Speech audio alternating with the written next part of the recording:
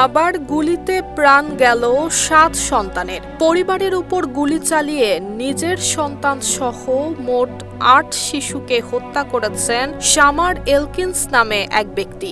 মর্মান্তিক এই ঘটনায় যুক্তরাষ্ট্রের লুইজিয়ানা অঙ্গরাজ্যের শিভরিপোর্ট শহরে নেমে এসেছে শোকের ছায়া। পুলিশ জানিয়েছে ১৯ এপ্রিল সকালে শহরের ২টি বাড়িতে এই হামলার ঘটনা ঘটে। নিহত শিশুদের বয়স ছিল ১ বছর থেকে ১২ বছরের মধ্যে। এই ঘটনায় আরও ২জন নারী আহত হয়েছেন, যাদের একজন ছিলেন অভিযুক্তের স্ত্রী। পুলিশের তথ্য অনুযায়ী হামলার পর এলকিন্স অস্ত্রের মুখে একটি গাড়ি ছিনতাই করে পালানোর চেষ্টা করেন। পরবর্তীতে পুলিশের ধাওয়ার মুখে তিনি গুলিতে নিহত হন।